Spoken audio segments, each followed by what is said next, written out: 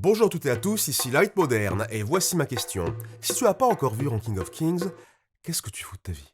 Ranking of Kings est une merveilleuse série d'animation japonaise créée au sein du studio 8, les mêmes gens qui ont entre autres bossé sur l'Attaque des Titans saison 1 à 3. L'histoire palpitante et féerique de Bojji, un prince sourd, muet et peu doué physiquement qui vit dans l'ombre de son père, un roi géant, et entouré de sujets qui ne croient pas en lui. Mais après avoir rencontré son ami Ombre, il part dans une aventure qui lui permettra de révéler sa véritable force intérieure, prouvant qu'il a l'étoffe du plus grand des rois, tandis que d'étranges machinations se trament dans son royaume. C'est à la fois magnifique et effrayant, lumineux et sombre comme tous les meilleurs contes de fées. Et vous allez le voir maintenant.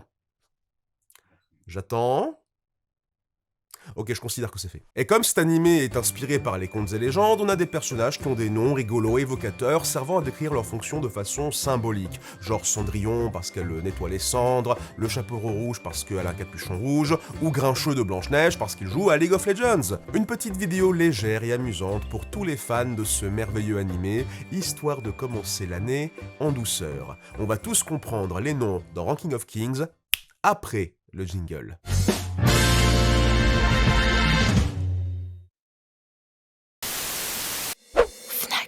Bonjour à toutes et à tous, ici Light Moderne et on va parler de Léviathan chez Kiyun. Ah, l'espace. Quel endroit épouvantable. Un vide froid, infini et absolu, loin de toute civilisation. Le cadre idéal pour un récit haletant d'horreur, de suspense et de survie. Rajoutez des enfants dans le mix et c'est parti pour l'angoisse. Dans le futur, on peut voyager dans l'espace en mode croisière comme si on était sur un bateau. Mais ça veut aussi dire qu'on peut disparaître en plein voyage façon Titanic. Un groupe de pillards spatiaux tombe sur l'épave du Léviathan, un vaisseau spatial qui était jusqu'à présent introuvable. C'est en lisant le voyage du jeune Kazuma, un collégien qui voyageait vers la Terre avec sa classe, qu'il découvre que le vaisseau a été gravement endommagé durant la traversée. Sans secours à l'horizon, les voyageurs étaient condamnés à mourir d'asphyxie d'ici 2 jours. Seule solution de survie, grimper dans une capsule d'hibernation. L'ennui, c'est qu'il n'y a de la place que pour une personne. S'ensuit alors machination, complot et meurtre violent pour garder le secret de la capsule et déterminer qui sera l'unique survivant. Nous avons ici une histoire délicieusement angoissante qui sait entretenir le suspense. L'ambiance est bien servie par des dessins sombres et hachurés, apportant des détails et du relief à des personnages inquiétants et des environnements désolés. Léviathan, avec son histoire de collégiens livrés à eux-mêmes dans l'espace, c'est un petit peu une relecture futuriste et maligne de Sa Majesté des Mouches. Plongez donc dans les abysses de l'espace et de l'âme humaine avec Léviathan.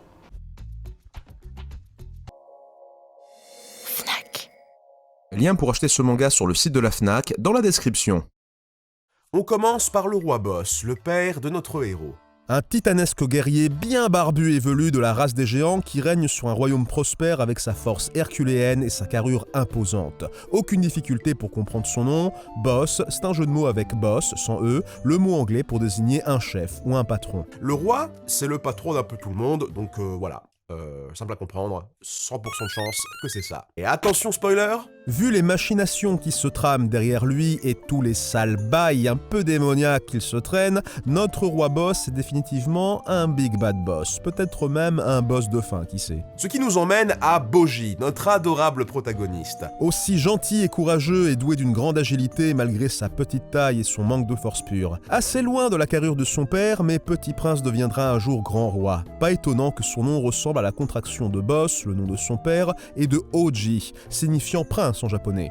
Je trouve ça rigolo et légèrement mégalo de donner à son fils un dérivé de son nom. C'est comme si j'appelais mon gosse Hermichel, Hermithéo, Hermitterrand. Mais il peut y avoir un deuxième sens à son nom, car Bojji, ça sonne pas mal comme Bocchi, une forme raccourcie du mot japonais Hitori Bocchi, qui désigne quelqu'un qui est tout seul.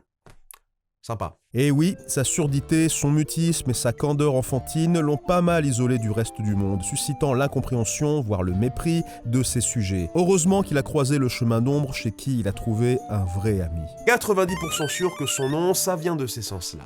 En contraste avec Bojji, nous avons son petit frère, le deuxième prince, Daida. Un garçon intrépide, fier et ambitieux, très doué au combat, mais qui peut tomber dans les vices de l'orgueil et de l'insensibilité. Il semble en tout cas tenir un peu plus de son géant de père niveau force. Pas étonnant vu qu'on reconnaît le mot Dai dans son nom, signifiant grand dans le sens de la taille ou de la stature, comme Dai Mao qui signifie grand roi démon, ou Dai Katana qui signifie... En japonais, ça veut dire grosse épée! Bon, peut-être plus dans le sens katana suprême que katana qui fait du basket, mais bon voilà, t'as compris. Mais en creusant un peu, on s'intéresse au Da de Daida, et on voit que c'est en fait un diminutif de Daidara Bochi.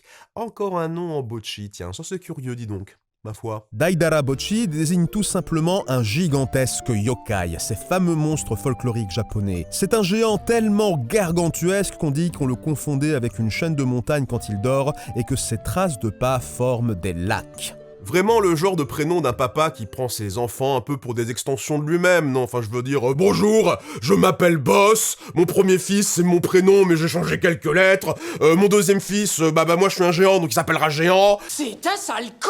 Donc d'un côté tu as Daidara Bochi, le mec géant mythologique, et de l'autre tu as Hitori Bochi, le mec tout seul, juste tout seul. Voilà, bon, triste parallèle, mais pour moi, ça veut dire que c'est sûrement pas une coïncidence, donc 90% sûr que c'est la signification de Daida.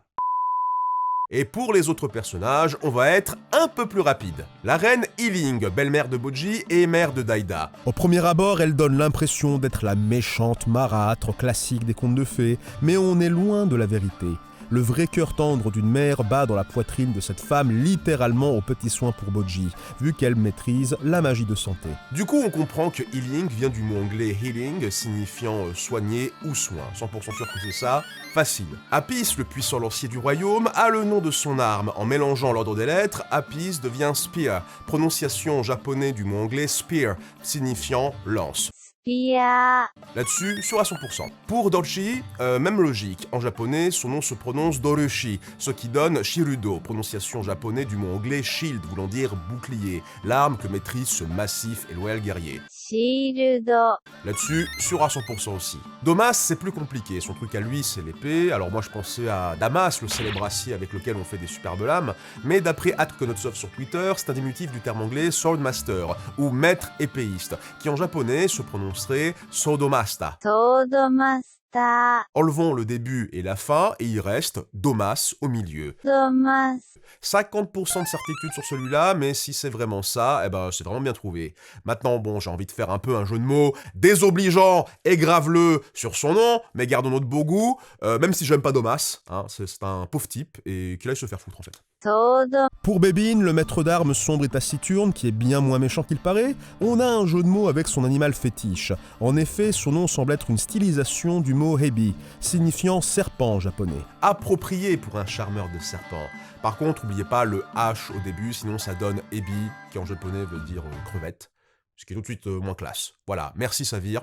Sûr à 75% pour lui. Puis on a Desha et Despa, les frères des enfers. Tous les deux commencent par le son Des, qui rappelle le mot anglais death, signifiant mort. Et quand on règne sur les enfers, c'est fort approprié. Surtout concernant le roi Desha, qui après inversion des syllabes donne à Hadès, le dieu grec ancien des enfers. 90% sûr. Avec une méthode similaire sur le nom Despa, on obtient Spade, qui en anglais désigne un genre de bêche ou de pelle, mais à part pour creuser sous terre et que l'enfer c'est sous terre, je vois pas le rapport.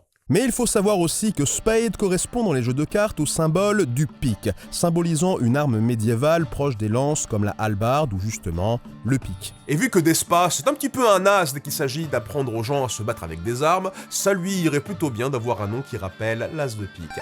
70% sûr.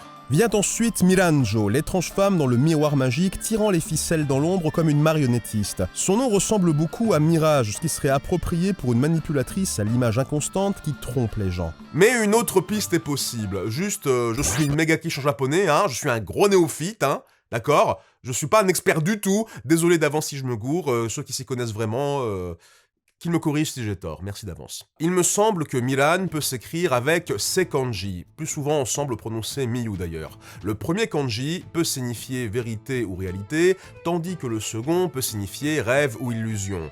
Jo, quant à lui, fait souvent office de suffixe féminin associé à la femme ou à une fille. Pensez par exemple au manga Josei ou Shoujo. Du coup, on a l'idée d'une femme qui mélange vérité et rêve. Est-ce que c'est comme un génie qui rend vos rêves réalité, ou plutôt comme un démon qui cache la vérité derrière une illusion? Et voilà, bon, on revient quand même à l'idée de mirage, disons que je suis sûr à 67%. Okulo, l'aimable et prévenant chevalier de Baran au service de Boji, a un gros grain de beauté sur la joue, et Okulo, bah ça veut dire grain de beauté en japonais. Voilà, c'est tout. À infini %, là c'est bien. Bravo Okulo, tu peux rejoindre les Battletoads dans le club des gens qui ont des noms de conditions de la peau. Shina, c'est la mère de Boji. Alors j'aime son cara design, elle est très mimes, hein, j'aime les Madame Balèze et tout, mais je sais pas ce que ça veut dire son nom, et j'ai pas envie de chercher, donc faites mon travail dans les commentaires, merci. Et pour finir, Ombre, le meilleur ami de Boji. Un personnage touchant, drôle, mignon et admirable. Et je comprends pas, non, je vois pas le rapport avec sa tête. J'ai cherché partout, hein, j'ai cherché même son nom en japonais, il s'appelle Kage, et ça veut dire ombre aussi. Je comprends rien, c'est un mystère, 0% de certitude, on ne saura jamais, c'est peut-être une référence à Maître Gims. C'est l'ombre de son chien. Voilà. Voilà, la vidéo est finie. J'en profite maintenant pour annoncer que j'ai un compte TikTok, oui je sais, calmez-vous, et je compte poster dessus des mini-chroniques manga, certaines sponsorisées et d'autres non. Je compte sur vous pour vous abonner en masse, s'il vous plaît, aidez-moi à dominer le TikTok manga game. Merci d'avance. En attendant, je vous dis à bientôt pour de nouvelles chroniques, et si vous avez peur que 2022 soit aussi éreintant que 2021, admirez le sourire de Boji. Ça vous aidera bien à tenir au moins un an. Bon, 6 mois. Bon, allez, 3, au moins 3! Damso